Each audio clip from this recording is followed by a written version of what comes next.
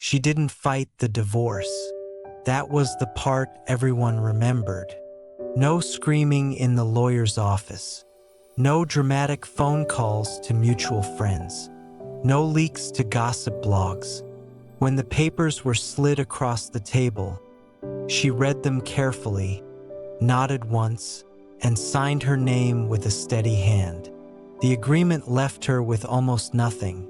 No house, no shares, no spousal support.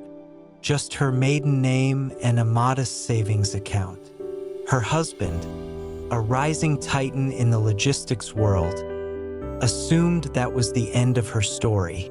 He told people she was proud but impractical, that she'd fade back into obscurity. When she walked out into the rain that afternoon, coat pulled tight around her shoulders, he felt relief more than guilt. The problem had solved itself. For the first few weeks after the divorce, she did exactly what people expected. She disappeared. She didn't attend events. She didn't post online. She didn't answer messages from former friends who suddenly felt awkward about choosing sides.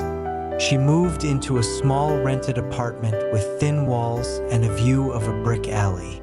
She took public transport. She cooked cheap meals. From the outside, it looked like a woman starting over from scratch at 32, quietly licking her wounds. But inside, something else was happening. She slept little. She wrote constantly. She reviewed documents she had memorized over years of marriage. She replayed conversations in her head, not with emotion, but with precision. She wasn't grieving the man she'd married. She was auditing the life she'd helped build. For 7 years, she had been invisible by design. She had written speeches that made donors open their wallets. She had smoothed over regulatory meetings with charm and preparation. She had proofread confidential emails, organized schedules, and quietly flagged risks her husband never wanted to hear about. He liked to say he was the visionary. She knew he was the face. The real structure had always been behind the curtain, where she lived. When the marriage ended, she didn't lose access to the knowledge she'd accumulated. That knowledge became her capital. While her ex-husband celebrated his clean break, she made one phone call, then another, then another. She didn't ask for sympathy. She didn't complain. She asked questions. She listened. She reminded powerful people of favors she'd facilitated, meetings she'd saved, disasters she'd quietly prevented. Most of them had underestimated her too, but power has a way of respecting clarity. Slowly, doors opened.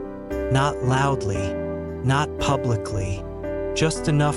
3 months after the divorce, her ex-husband received his first warning sign, though he didn't recognize it as such.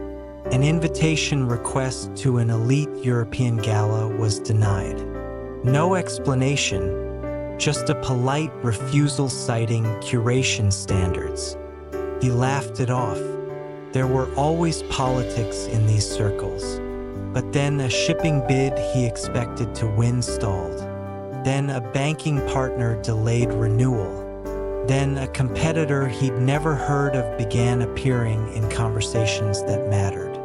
A new holding company, quiet, well-funded, strategic. He complained to his advisors, assuming someone else was playing games. He never once said her name out loud. The night everything shifted was a gala outside Paris, held on a historic estate where power was measured not by money alone, but by access. His name was on the guest list, but not where it used to be. He was seated far from the stage, near a service corridor where waiters passed with trays and the air smelled faintly of cleaning solution. It was humiliating but survivable. He told himself it didn't matter, until the lights dimmed. The host was announced. A woman walked down the grand staircase in a tailored gown, diamonds catching the light like sparks. She moved with calm authority, not seeking attention but commanding it. Conversations stopped. Heads turned. When her name was spoken, it landed like a physical blow. It was her. Not the woman he'd dismissed as boring. Not the wife who organized his life behind the scenes. This version was sharper, colder, unmistakably in control. She didn't look at him at first. She didn't have to. The room was already listening. She spoke about the future of global logistics, about partnerships and efficiencies, about reshaping supply chains with precision and ethics. Names he respected nodded along. People who once ignored her shook her hand. She was introduced as the chairwoman of the very company that had been quietly circling his business for weeks. In that moment, the divorce stopped being a personal failure and became a strategic catastrophe. The next morning, the numbers confirmed it. Tariffs shifted, routes closed, contracts evaporated. His board demanded explanations he couldn't give. The company his father had built began bleeding value. He tried to call her. His calls went unanswered. When he finally stood in her office days later, asking for a meeting he would once have denied her, she didn't raise her voice. She didn't insult him. She laid out facts, documents, timelines, choices. She showed him how exposed his empire really was, and how thoroughly she understood its weaknesses. She didn't want revenge in the theatrical sense. She wanted control, and she got it. The deal left him intact but diminished, a figurehead without teeth. The company survived, but it was no longer his. When he signed the agreement, he did so with the same cheap pen she'd used in the divorce office. The symmetry wasn't accidental. Years passed. Publicly, she became a symbol of ruthless intelligence. Privately, she built something different. She funded legal teams for women erased by financial manipulation. She invested in startups no one else would touch. She turned profit into leverage and leverage into reform. The press called her cold. Her enemies called her dangerous. The people she helped called her necessary. 5 years after the divorce, she hosted a charity gala in New York. Invitations were scarce. Her ex-husband received one, not as a donor, not as a sponsor, just as a guest. He almost didn't go. He had rebuilt a quieter life by then, far from private jets and headlines. But he went anyway. When they finally spoke that night, there was no anger left between them. No longing, just acknowledgement. He apologized. She didn't forgive him, but she didn't need to. The apology wasn't for her anymore. It was for him. She had already moved on to power, to purpose, to a life he could never have imagined for her. 5 years after the divorce, she hosted a charity gala in New York. Invitations were scarce. Her ex-husband received one, not as a donor, not as a sponsor, just as a guest. He almost didn't go. He had rebuilt a quieter life by then, far from private jets and headlines. But he went anyway. When they finally spoke that night, there was no anger left between them. No longing, just acknowledgement. He apologized. She didn't forgive him, but she didn't need to. The apology wasn't for her anymore. It was for him. She had already moved on to power, to purpose, to a life he could never have imagined for her. and with that certainty came a kind of calm she had never known before. The need to prove herself faded, replaced by something steadier and more dangerous.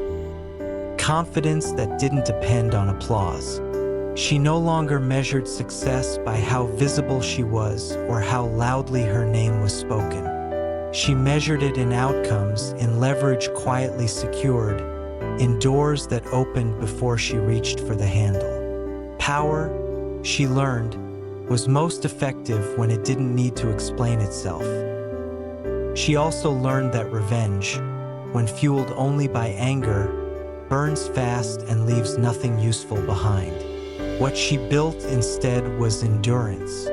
She created systems that would outlast moods, markets, and even her own involvement.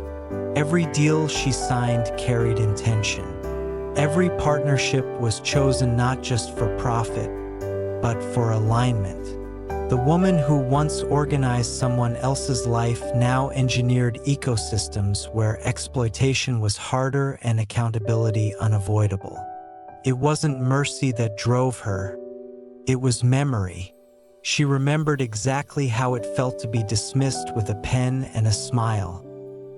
People began telling her story for her, simplifying it into a neat headline about betrayal and comeback.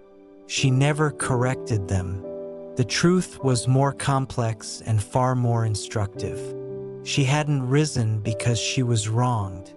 She rose because she paid attention, because she prepared when no one was watching, and because she understood that silence can be strategic. While others mistake closure for justice, she chose transformation. In quieter moments, she reflected not with bitterness, but with clarity. Losing the marriage had stripped away illusion, not value. It forced her to see herself without reflection in someone else's ambition. And once she saw that clearly, there was no going back. She didn't need to dominate the past or rewrite it. She had already surpassed it. When people asked how she did it, how she went from walking away with nothing to returning rich and powerful, she never gave a dramatic answer. She simply said she stopped asking for permission. She stopped explaining herself.